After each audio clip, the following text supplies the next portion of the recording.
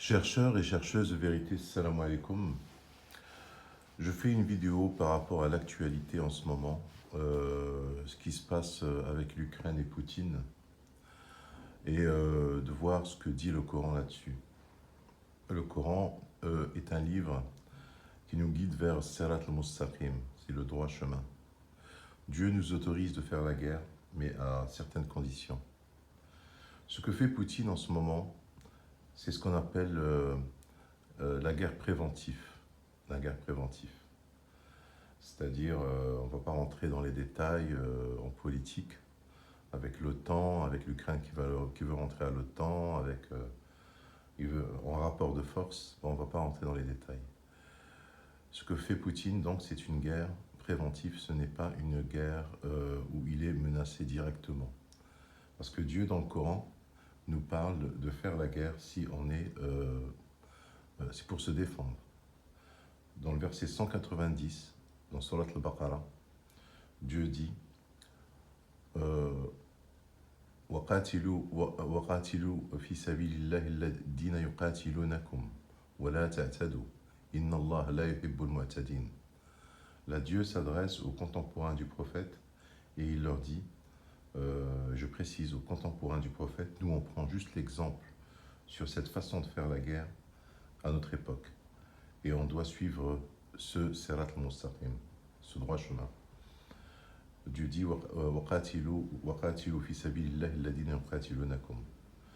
faites la guerre ou tuez ceux qui vous font la guerre et qui vous tuent dans le sentier d'Allah. Dans le sentier d'Allah, c'est à son époque, parce qu'aujourd'hui, il n'y a plus de sentier d'Allah. Aujourd'hui, tu ne peux plus faire la guerre dans le sentier d'Allah, il n'y a plus de djihad. Et ne transgressez pas. Ne transgressez pas, car Allah n'aime pas les transgresseurs. Donc ce que fait Poutine, il fait une guerre préventive. La guerre préventive, elle n'existe pas dans le Coran. Dans le Coran, on ne peut pas faire de guerre préventive. On peut faire une guerre uniquement si on est attaqué. Par exemple, dans la colonisation française au Maroc ou en Algérie. Par exemple, les Indiens d'Amérique, quand les Blancs sont arrivés pour les chasser de leurs terres, et ainsi de suite. Et autre chose, Dieu aussi parle d'armes de dissuasion dans le Coran. Alors l'arme de dissuasion, elle est dans Surat al-Anfal, c'est-à-dire l'arme nucléaire. Aujourd'hui, on a ce qu'on appelle l'arme de dissuasion, l'arme nucléaire qu'on doit utiliser, qu'on doit juste avoir. On ne doit pas l'utiliser, on doit avoir. Dieu dit dans Surat al-Anfal, verset 60, et préparez pour lutter. Alors là, il parle toujours aux contemporains du prophète. Nous, on prend juste exemple sur eux.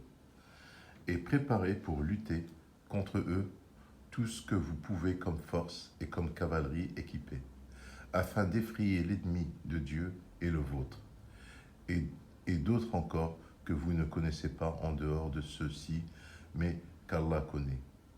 Et tout ce que vous dépensez dans le sentier de Dieu vous sera remboursé pleinement et vous ne serez point lésés. Donc, le Poutine est dans le monde, par exemple, aujourd'hui la France, elle a l'arme de dissuasion, les Américains, les Anglais, les Chinois, ils ont une arme de dissuasion. L'arme de dissuasion, elle est, Dieu la recommande aux croyants pour que personne ne les attaque. Dieu recommande aux croyants l'arme de dissuasion pour que personne ne les attaque. Mais il ne te demande pas de l'utiliser. Il te demande juste de l'avoir. Et il ne te demande pas de faire de guerre préventive. La guerre préventive, c'est une transgression.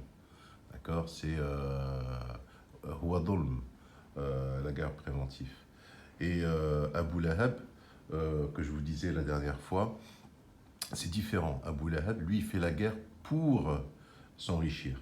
C'est autre chose. Il y a la guerre pour s'enrichir, il y a la guerre préventive pour...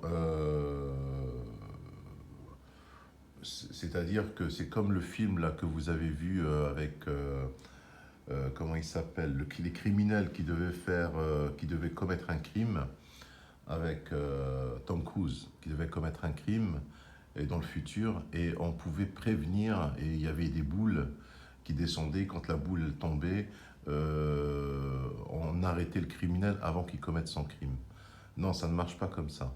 Tu as le droit de faire la guerre uniquement si tu es attaqué, si on t'a envahi, ou si tu es...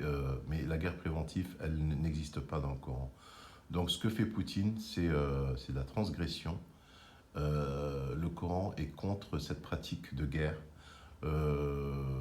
Et puis voilà, salam alaikum. Voilà en 5 minutes. À savoir aussi que moi, je vis en 2022, donc les vidéos que je fais, c'est par rapport à l'actualité de mon époque. Mes vidéos vont rester certainement des décennies sur YouTube, peut-être même après ma mort, mais il y aura d'autres coranistes qui vont dire la même chose, mais selon leur époque. Et salam alaikum.